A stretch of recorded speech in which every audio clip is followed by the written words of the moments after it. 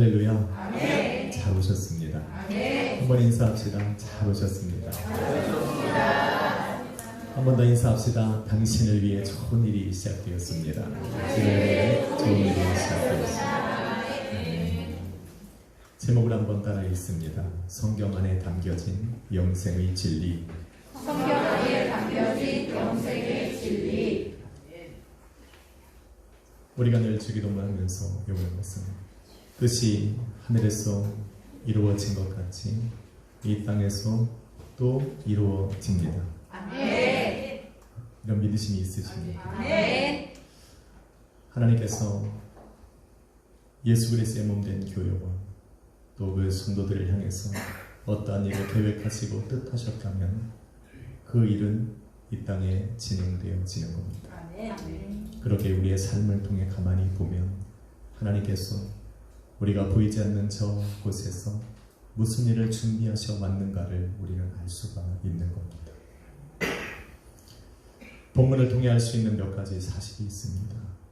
첫째는 사람들은 영생에 관해 관심이 있었다는 겁니다. 두 번째는 성경을 통해 영생을 얻고자 성경을 연구했다는 겁니다. 그리고 마지막 세 번째는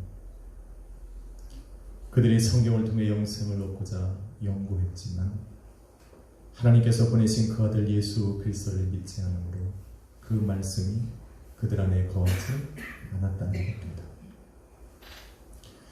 왜 말씀이 그들 안에 거할 수가 없었을까?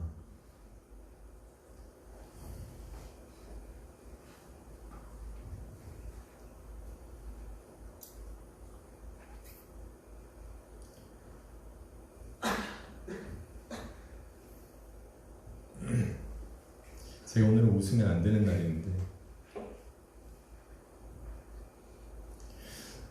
왜 말씀이 그들 안에 거할 수가 없었을까?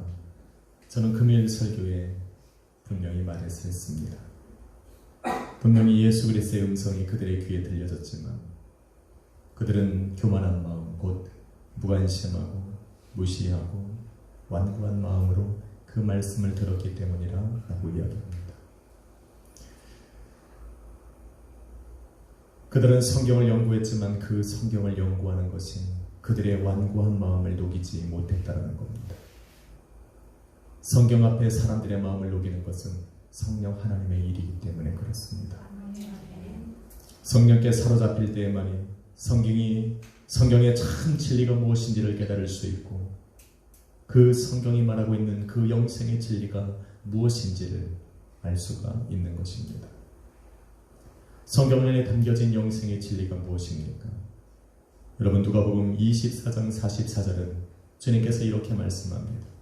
모세의 글과 선지자들의 말과 시편은 곧 나에 대해서 증거하는 것이라. 성경이 담고 있는 그 영생의 진리는 곧 예수 그리스도였습니다. 그래서 사도 바울은 예수님에 대해서 증거할 때 그가 인용한 것이 바로 모세의 글이고 선지자들의 말이었습니다. 그것을 통해 예수가 곧 참 하나님이시오 하나님께서 보내신 메시아요 그리스도시요 온 세상의 구원을 선포하실 다시 오실 주님이라는 것을 선포하고 증언한 것입니다. 바울은 율법과 선지자의 글에 아주 능통한 사람이었습니다. 지금 말씀이 선포되니까 무관심하게 듣지 마십시오.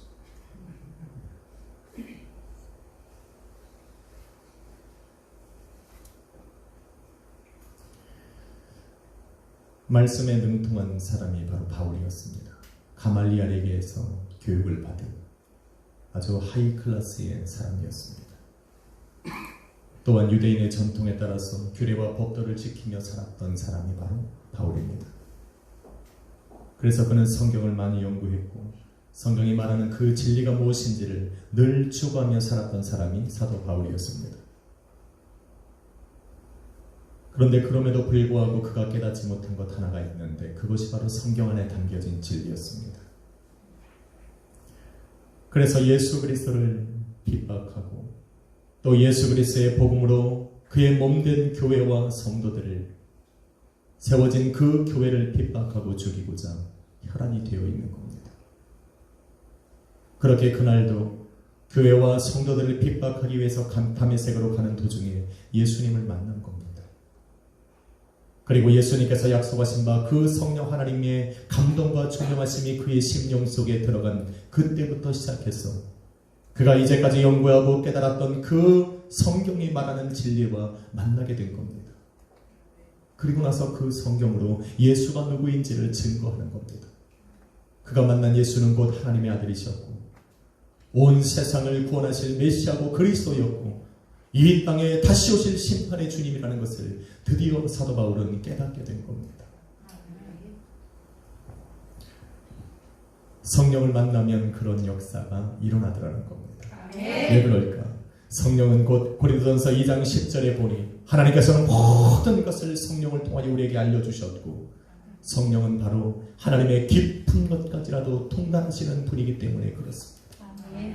세상이 바라볼 수 없고 깨달을 수 없는 그 일을 우리 하나님께서는 성령 하나님을 통하여서 우리에게 알려주시고 그 성령을 통하여서 보이지 않게 일하시는 그 하나님의 역사를 이 땅 가운데에 말씀하고 계시하고 계시다는 겁니다. 그것은 아마도 이 땅에 살아가는 사람들은 도대체 깨달을 수 없는 것이었습니다.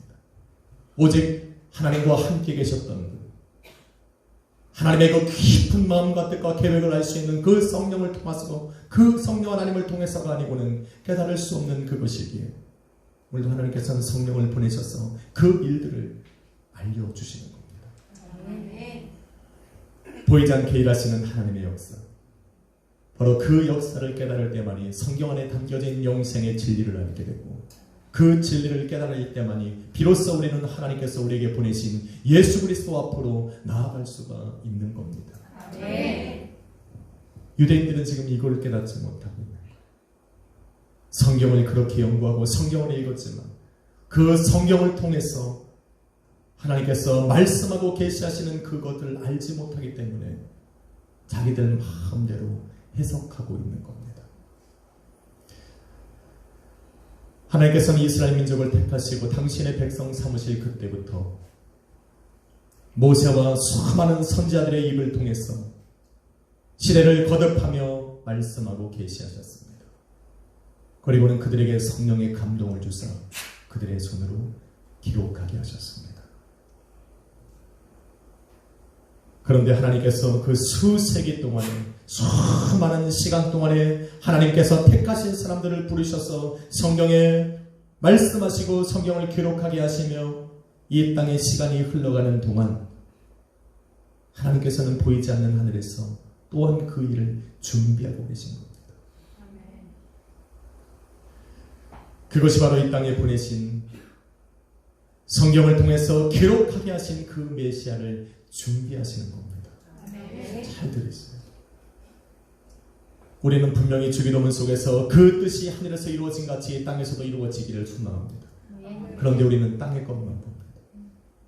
하나님께서는 이 땅에서 이루시기 위해서 그 하늘에서 벌써 뜻하고 계획하신 그 일들을 준비하고 계시는 겁니다. 언제부터일까? 다시 말하면 하나님께서는 아담과 하와를 유혹하여 죄 가운데 넘어지게 한 그 사탄 마귀에게 선포하고 경고하셨습니다. 창세기 3장 15절 말씀에 여자의 후손이 너의 머리를 밟을 것이라 경고하시고 선포하셨습니다. 그날이 올 거라는 겁니다. 하나님께서 그 일을 선포하신 이후부터 그 이스라엘 민족을 통하여서 택하신 사람들을 통하여서 그 사단의 머리를 밟을 수 있는 곧 여자의 후손이요 하나님께서 계획하신 그 일들을 이루실 수 있는 사람이 누구인가를 성경을 통해 말씀하시고 계시하시고 그것을 성경을 손으로 기록하게 하셨습니다. 수많은 시간들 동안 성경이 기록되어져 있는 동안 기록되어져 오는 동안 하나님께서는 그 하늘에서 하나님께서 알려주시고 기록하게 하신 그 메시아를 준비하고 계신 겁니다. 그래서 그 성경을 이제는 읽고 연구하는 사람들로 하여금 이 땅에 하나님께서 예수 그리스도를 보내셨을 때 그가 하나님께서 보내신 아들이요 메시아요 그리스도요 바로 사단 권세의 머리를 밟을 수 있는 하나님의 준비하신 자라는 것을 깨닫게 하시고자 준비시키신 것입니다. 그게 성경이에요.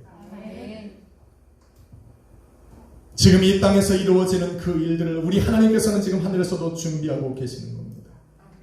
바로 예수 그리스도가 바로 성경 안에 담겨진 영생의 진리고 이 땅을 다스리고 정복하려고 하는 그 사단마귀 권세를 짓밟아 이길 수 있는 유일한 분이라는 것을 알게 하시기 위한 것입니다.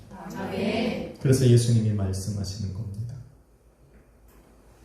요한복음 5장 19절에 아버지께서 하시는 일을 보지 않고는 스스로 아무것도 할 수 없고 아버지께서 행하시는 그것을 아들도 그와 같이 행하느니라 라고 말합니다.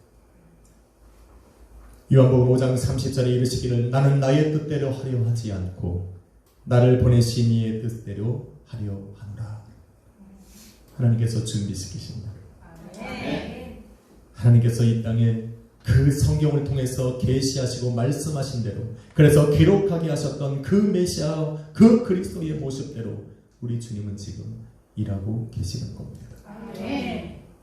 그러기에 이 땅에 보내신 예수 그리스도의 삶은 하나님께서 그 하늘에서 무엇을 준비하셨는가를 보여주는 겁니다. 믿으시면 아멘 하시고. 그런데 그렇게 보내심을 받은 예수님을 유대인들이 믿지 않는 겁니다.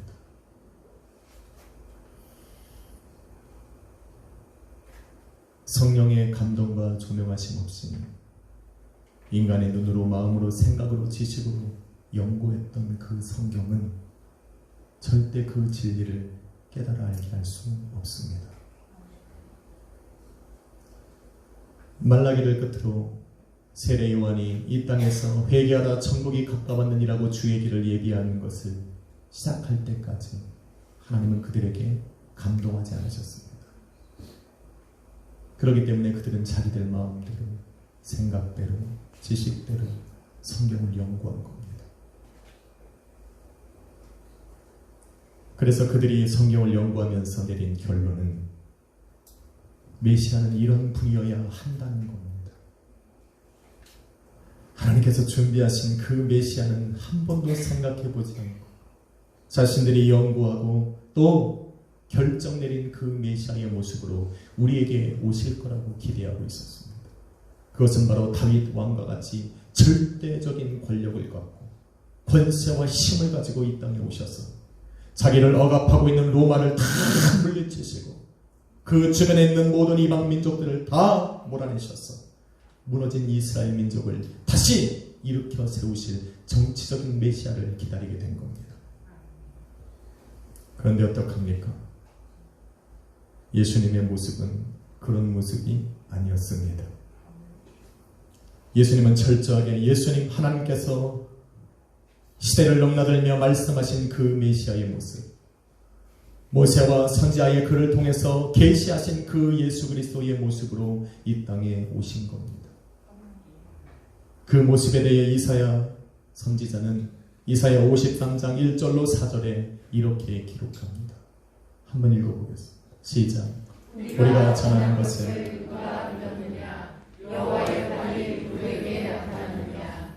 그는 주 앞에서 자라기를 연한 순 같고 마른 땅에서 나온 뿌리 같아서 고운 모양도 없고 풍채도 없은즉 우리가 보기에 흠모할 만한 아름다운 것이 없도다. 그는 멸시를 받아서 사람들에게 버림받았으며 한국을 많이 겪었으며 질고를 아는 자라 마치 사람들이 그에게서 얼굴을 가리는 것 같이 멸시를 당하였고 우리도 그를 귀히 여기지 아니하였도다. 그는 실로 우리의 슬픔을 감당하였거늘 우리는 생각하기를 그는 징벌을 받아 하나님께 맞으며 고난을 당한다 하였노라. 세상 가운데 보내신 예수님은 하나님께서 그 하늘에서 준비하신 그 메시아의 모습은 사람들의 기도와는 다른 겁니다. 모양도 없고 풍채도 없어서 흠모할 만한 아름다움도 없고 높임을 받기보다 멸시와 천대를 받아야 하고 환영을 받기보다 버림을 받고 귀하게 여김 받기보다는 죄인의 모습으로 취급을 받아야 했습니다. 그 모습을 준비한 거예요. 왕의 자리가 아닌 십자가에 오르시고 세상의 죄를 짊어지고 슬픔과 질병과 고난을 당하셔냈습니다. 그분이 예수라는 겁니다.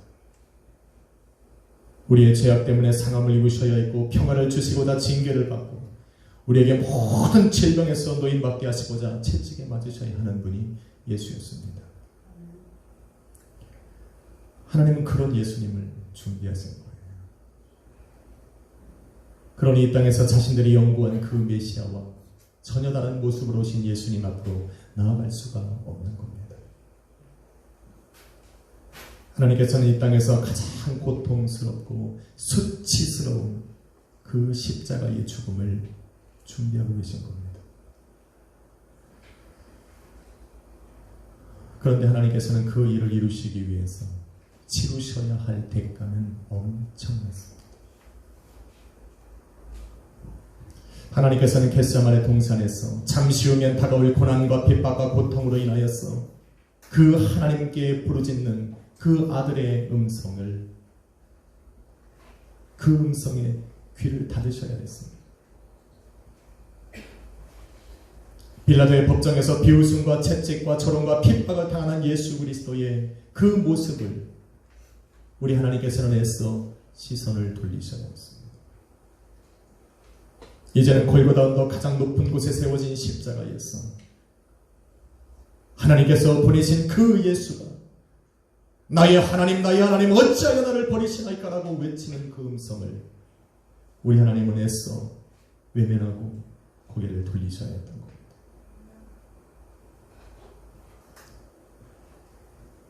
힘든 일입니다.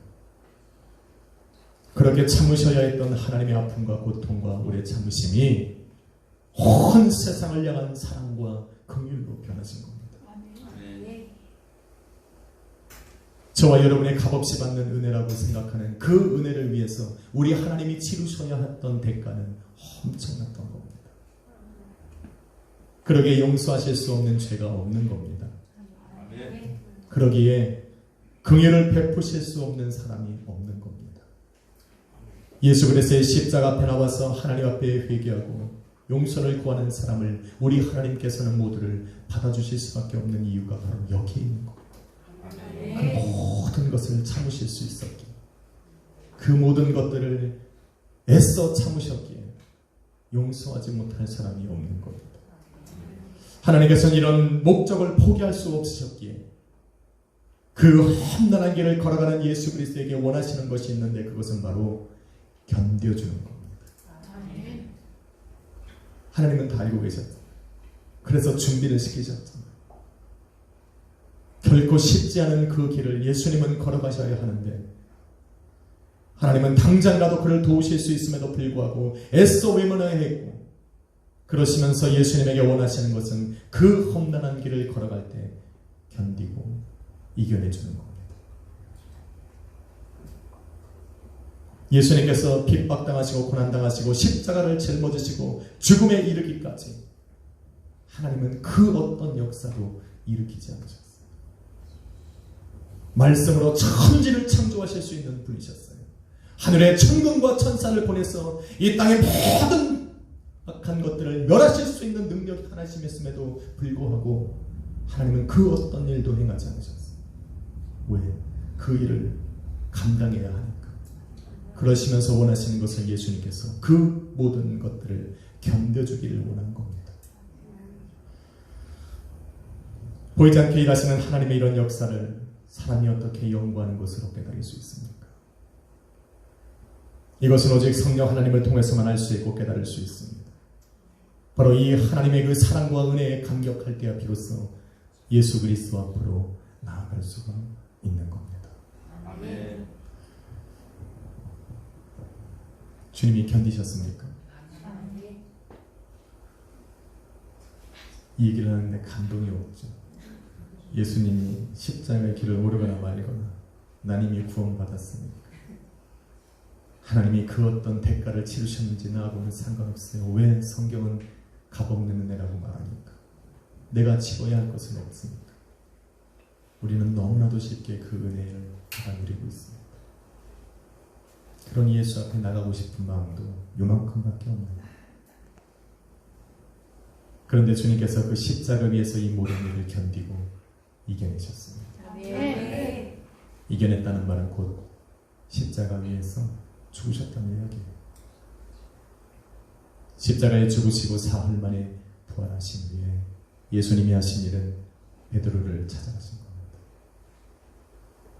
그리고 베드로에게 찾아가셔서 말씀하시기를 이 세상에서 구원받을 사람들을 부탁하신 겁니다. 내 양을 먹이라. 내 양을 치라. 내 양을 먹이라. 그리고는 말씀을 이어가시기를 요한복음 21장 18절에 내가 진실로 진실로 내게 이르노니 내가 젊어서는 스스로 띠를 띄우고 원하는 곳으로 갔지만 늙어서는 너가 원치 않는 곳으로 사람들이 내게 띠를 띄우고 내 양팔을 벌려서 원치 않는 곳으로 데려갈 것이라고 말합니다. 19절에 보니 이 말씀은 곧 베드로가 어떻게 죽음을 통해 하나님 앞에 영광을 돌릴 것인지를 알고 계셨기 때문이란 말합니다. 예수님은 알고 계셨어요. 하나님께서 예수 그리스도를 이 땅에 보내실 때 십자가를 짊어지셔 죽음을 맞이해야 된다는 걸 알고 계셨듯이 예수님께서는 베드로를 부르실 때부터 베드로가 어떠한 죽음을 맞이해야 할지를 알고 계셨다는 것. 그런 베드로였기 때문에 베드로를 부르신 후부터 잠시 후면 이제 베드로를 떠나야 하는 그 시간까지 그와 함께 머물던 3년 반이라는 그 시간 동안 예수님은 베드로에게 알려주시고 준비시켜 주셔야만 했습니다. 어떻게 하면 그 십자가에 순교를 당하기까지 너가 걸어갈 수 있는지, 그 길을 걸어가면서 너가 할 수 있는 일이 무엇이고 세상 가운데 복음을 어떻게 하면 증거할 수 있는지를 몸소 보여주신 겁니다. 그리고 그 앞에서 당신이 먼저 십자가를 지심으로 죽기까지 모범을 보인 겁니다. 그렇게 베드로가 죽을 것을 알고 있었기 때문에 베드로가 잠시 자신을 부인하고 떠났다 할지라도 그를 용서하지 않을 수가 없었던 거예요. 그래서 그를 다시 찾아가신 거예요. 그리고 용서하시고 다시 부르셔서 하나님 나라의 일을 말씀해 주신 겁니다. 베드로에게 원하시는 것이 무엇이 있을까? 예수님은 무엇을 원하셨을까? 높은 왕의 자리에 오르는 겁니까? 복음을 증거해서 하루에 수천 명이 예수 그리스도 앞으로 나오는 그것을 그로 하여금 이루시는 것을 원하셨겠습니까? 아니요. 그 십자가의 순교의 자리까지 갈 때까지 견뎌주는 겁니다. 끝까지 걸어가주는 거예요. 포기하지 않는 거예요. 그 험난한 십자가의 길, 당신이 걸어갔던 그 십자가의 길을 베드로도 걸어가야 하니 그도 견뎌주기를 원하는 겁니다.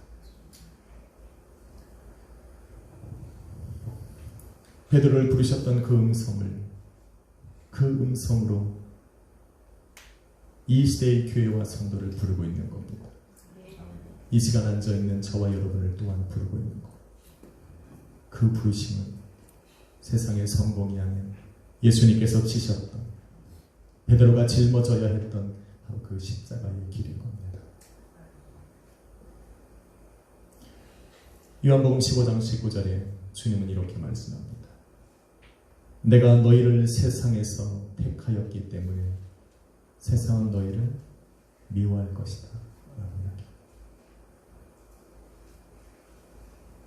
왜 부르셨냐고요? 미움받게 하려고. 세상에서 부르심을 받은 교회와 성도는 세상으로부터 미움을 받을 겁니다. 세상의 모든 시스템은 그 교회와 성도를 예수 그리스도 앞으로 나아가는 것을 방해합니다. 사람들이 좋아하는 모든 흥미와 모든 좋아하는 것들은 그 주님 앞에 나아가는 것을 방해합니다. 살아가면서 먹고 살아야 되는 모든 문제들은 곧 예수 그리스도 앞에 나아가는 것을 가로막습니다. 세상이 가져다주는 염려와 근심과 고난은 예수 그리스도 앞으로 나아가는 것을 방해합니다. 이렇게 세상은 하나님께서 택하시고 예수님께서 부르신 그 사람들을 미워합니다. 그런데 세상이 우리를 미워하는 그것이 곧 우리가 하나님의 자녀요 예수 그리스도에 속해 있고 하늘에 속해 있는 하나님의 자녀라는 증거가 되는 겁니다. 아멘. 세상이 나를 좋아하면 생각 좀 해봐요. 내가 술 먹는 자리에 가면 사람들이 나를 좋아하면 생각 좀 해봐야 돼요.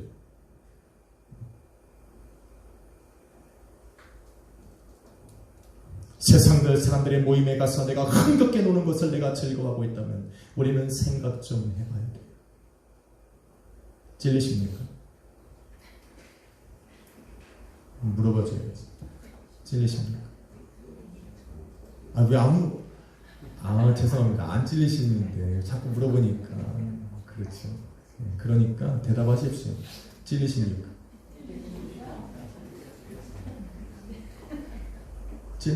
안 찔려요. 세상이 날 미워해야 돼요. 자기네 모임 가질 때 야, 쟤는 부르지 마. 분위기 다 깼다. 흥겹게 놀고 있는 노래방에서 쟤는 기도하고 있다. 쟤 부르지 마라. 이래야 돼. 쟤 오면 흥 다 깨진다. 부르지 마라. 이래야 돼. 쟤 교회 가는 시간에 우리 모이지. 이래야 되는 거죠. 할렐루야. 말씀은 들려지고 그렇게 살 수는 없고 미치겠죠.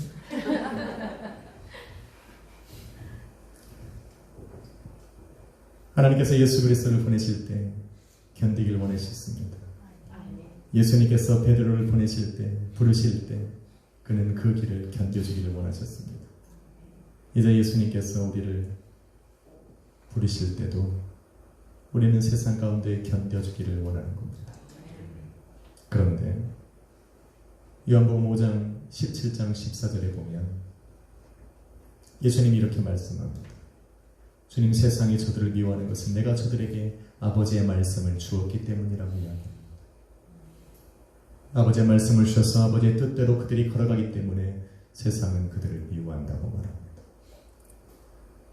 하나님께서 예수님을 보내시고 예수님께서 베드로를 보내실 때에 약속하신 것 한 가지가 있습니다. 그것이 바로 성령과 동행하시겠다는 겁니다. 아멘. 그 길이 험난하고 견딜 수 없을 만큼 아프고 힘드니까 하나님께서 그의 길을 걸어갈 때 도와주시고자 성령으로 동행하시겠다 약속하신 겁니다. 아멘. 그래서 예수님은 걸어가신 거예요. 견디신 겁니다. 아멘. 베드로는 그래서 견디고 이겨내고 승리한 겁니다. 오늘 그 부르심을 받은 저와 여러분도 하나님께 속하였기에 하나님의 약속이 있습니다. 아멘. 그것은 바로 성령이 동행한다는 겁니다. 아멘. 그래서 성도도 견딜 수 있습니다. 아멘. 성도도 그 길을 걸어갈 수 있습니다. 아멘. 우리가 연약하지만 성령께서 오늘 우리와 함께 하시면 우리는 그 길을 걸어갈 수가 있습니다. 사랑하는 성도 여러분, 부르심을 받은 사람들은 저마다 자기 십자가를 지고 걸어갑니다. 때로는 환경 때문에 그 십자가가 더 무겁게 느껴질 때도 있습니다. 그런데 예수님은 다 알고 있습니다. 그런데 그 십자가를 대신 짊어지고 싶지 않으십니다. 왜? 여러분이 그 십자가를 짊어져야 사람들이 살기 때문에 그래요. 내가 그 십자가를 짊어져야 내 자녀가 살고 내 가정이 살기 때문에 그래요. 여러분의 가정이 그 십자가를 짊어지고 견뎌주어야 교회가 살고 우리 약속의 교회가 말씀 안에 붙들려 그 십자가를 짊어지고 견뎌주어야 세상 가운데 열방에 복음이 증거되기 때문에 그래요. 그래서 견뎌야 합니다. 그래서 성령께서 우리와 함께 하시는 거예요.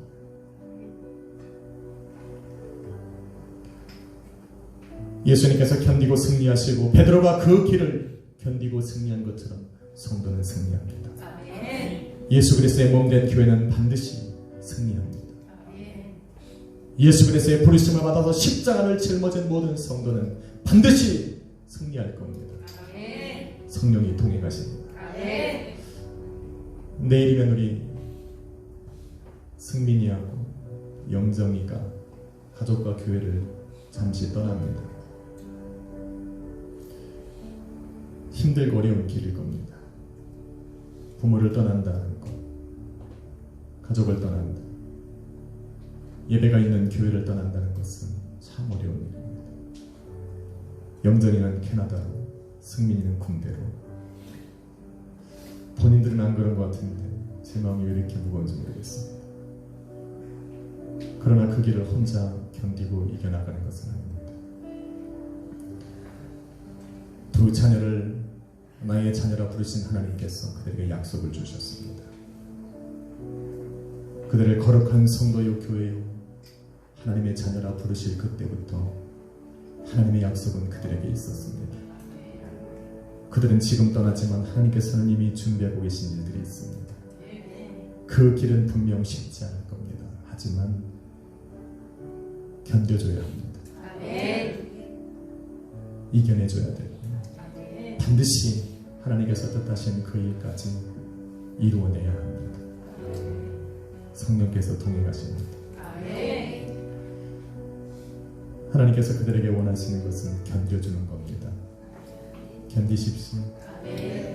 잘 견디십시오. 그리고 주님께서 다시 부르실 때까지 이기고 승리하고 오십시오. 이것은 하나님의 마음이고 또 그들을 보내는 부모들의 마음입니다. 이것을 모르면 예수 앞에 나올 수 없어요. 이것을 모르면 그 험난한 길 속에서 방황하고 길을 잃어버리게 됩니다. 성령께서 우리로 함께 하신다는 것을 약속하셨기에 우리는 염려하지 않습니다. 성령 하나님께서 이 자녀들과 늘 동행하신다 약속하셨으니 우리는 무서워하지 않습니다. 염려가 아닌 소망으로, 걱정이 아닌 감사로 이제는 기도해야 될 시간이 된 겁니다. 믿습니까? 저 두 자녀들은 우리가 생각하는 것보다 강합니다. 최소한 주님을 믿는 살아있는 예배를 드린 우리 약수의 교회 자녀들은 강합니다. 그래서 저는 염려하지 않습니다. 힘들고 어려울 때마다 예수 그리스도 앞에 나아가 기도할 수 있는 믿음은 있기 때문에 염려하지 않습니다. 그래서 축복하려고 합니다. 예수님께서 그 길을 견디고 승리하신 것처럼 베드로가 그 길을 걸어가서 하나님의 뜻을 이루신 것처럼 우리 영정이와 승민이도 우리 하나님께서 원하시고 우리 부모님들과 교회가 원하듯 잘 견뎌줄 겁니다. 그래서 우리 두 사람을 저는 축복하려고 합니다. 두 분을 위해서 계획하신 그 일을 우리 주님은 이루어